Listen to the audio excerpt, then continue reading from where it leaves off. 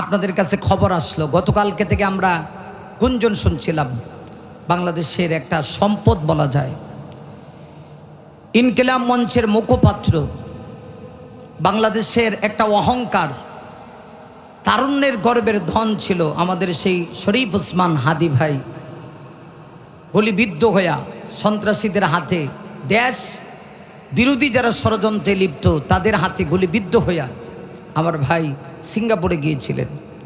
কিন্তু এখন একেবারে ফাইনাল খবর আসছে যে আল্লাহর বান্দা এখন আর দুনিয়াতে নাই। আল্লাহ পাক তার এই গোলামকে দুনিয়া থেকে নিয়ে গেছেন।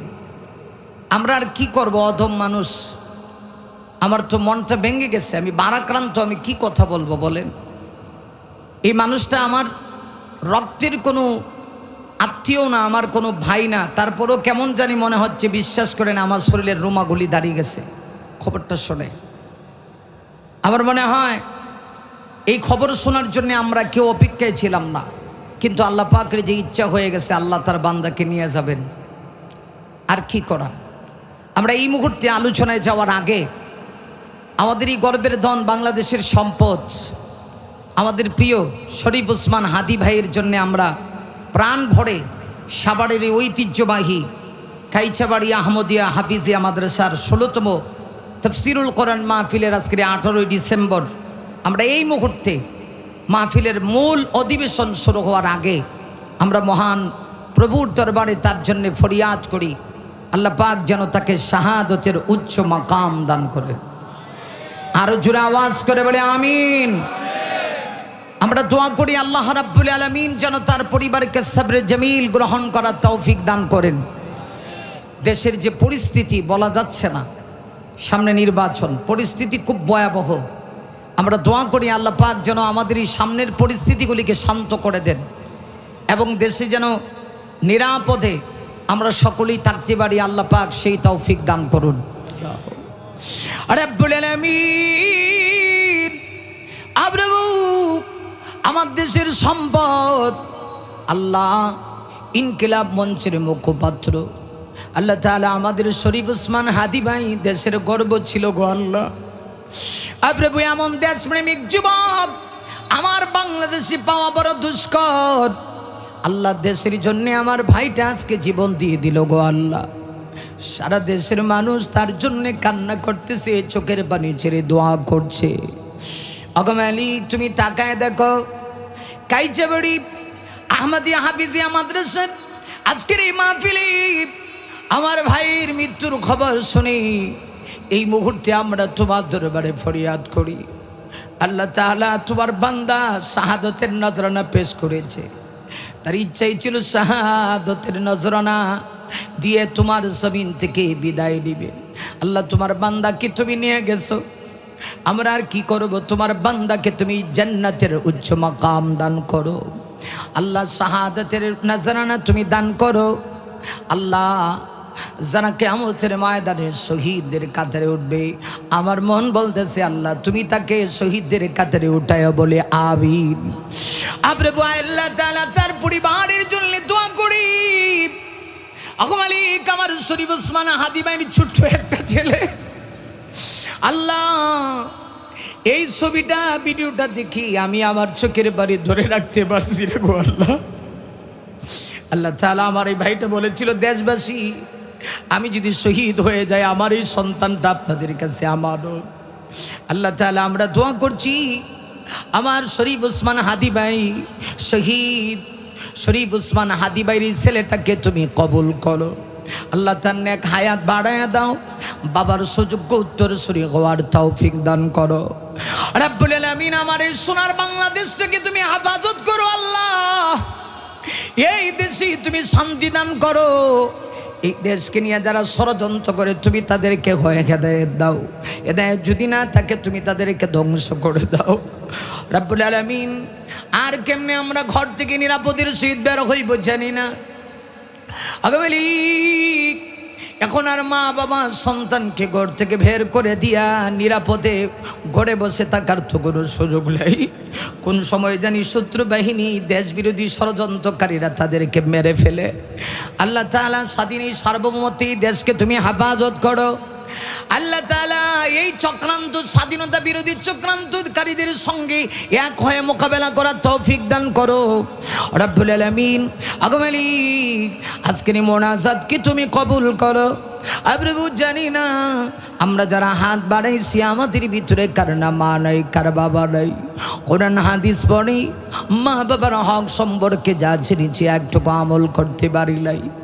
আল্লাহ তাআলা তাম পৃথিবীর সব কিছু দিয়ে দিলেও তো মায়ের এক কুড়া দুধের ঋণ পরিশোধ হবে না।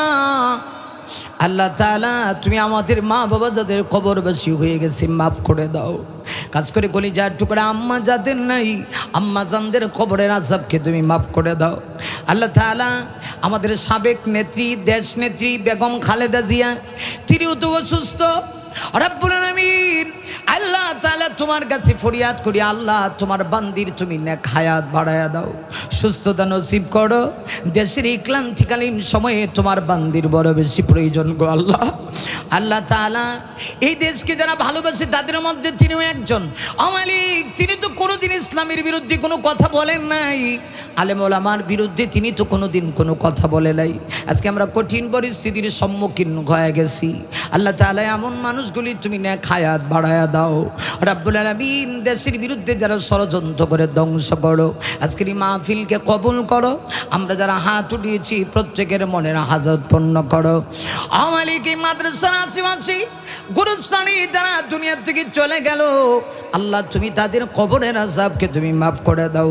আজকের এই মাহফিলের সওয়াবটুকুন তাদের রূহ মুবারকে তুমি পৌঁছায়া দাও রব্বুল আলামিন। জানি না আজকের এই মোনাজাত কার জন্য জিন্দগির শেষ মোনাজাত। আগো মালিক, এমন যদি হয়ে থাকি আমাদের কাউকে ইমান হারাপ বানায় তুমি কবরে দিও না। আল্লাহ তাআলা জাহান্নামী করে কাফনের ভিতরে ঢুকায়ও না, অ্যাক্সিডেন্টের মৃত্যু দিও না, রাস্তাঘাটে ফালায়া তুমি মরণ দিও না। শুক্রবার দিনে জুমার নামাজি সেজদারত অবস্থায় মালাকুল মউত নসিব করে দিও। আল্লাহ তাআলা কাইছাবাড়ি আহমদী হাফিজিয়া মাদ্রাসা ইয়াতীমখানার কমিটিকে কবুল করো, এলাকাবাসীকে কবুল করো। মাদ্রাসার সম্মানিত মুহতামিম সাহেব সহ অনেক ভালো মানুষ আসাতে যায় কারাম যারা আছেন না, খায়াত বাড়ায়া দাও। ছাত্র ভাইদের জেহেন সাকাওয়াত বাড়ায়া দাও। পর্দারালের মা বোনরা যারা হাত বাড়াইছি আল্লাহ প্রত্যেককে তুমি দিনদার আবেদা সালেহ হিসাবে কবুল করো রব্বুল আলামিন। সর্বশেষ গুজারিশ, মরণের কালি আমাদের সকলের জবানে তুমি জারি করে দিও তোমার ওই মধুর পবিত্র কালেমা জানি লা ইলাহা ইল্লাল্লাহু মুহাম্মাদুর রাসূলুল্লাহ। আসসালামু আলাইকুম ওয়া রাহমাতুল্লাহ। আপনাদের কাছে খবর আসলো, গতকালকে থেকে আমরা গুঞ্জন শুনছিলাম বাংলাদেশের একটা সম্পদ বলা যায়, ইনকিলাব মঞ্চের মুখপাত্র, বাংলাদেশের একটা অহংকার, তারুণ্যের গর্বের ধন ছিল আমাদের সেই শরীফ ওসমান হাদি ভাই, গুলিবিদ্ধ হইয়া সন্ত্রাসীদের হাতে, দেশ বিরোধী যারা ষড়যন্ত্রে লিপ্ত তাদের হাতে গুলিবিদ্ধ হইয়া আমার ভাই সিঙ্গাপুরে গিয়েছিলেন। কিন্তু এখন একেবারে ফাইনাল খবর আসছে যে আল্লাহর বান্দা এখন আর দুনিয়াতে নাই। আল্লাহ পাক তার এই গোলামকে দুনিয়া থেকে নিয়ে গেছেন। আমরা আর কি করব, অধম মানুষ। আমার তো মনটা ভেঙে গেছে, আমি বারাক্রান্ত, আমি কি কথা বলবো বলেন। এই মানুষটা আমার রক্তের কোনো আত্মীয় না, আমার কোনো ভাই না, তারপরেও কেমন জানি মনে হচ্ছে, বিশ্বাস করেন আমার শরীরের রোমাগুলি দাঁড়িয়ে গেছে খবরটা শুনে। আমার মনে হয় এই খবর শোনার জন্য আমরা কেউ অপেক্ষায় ছিলাম না, কিন্তু আল্লাহ পাকের যে ইচ্ছা হয়ে গেছে আল্লাহ তার বান্দাকে নিয়ে যাবেন। আর কি করা।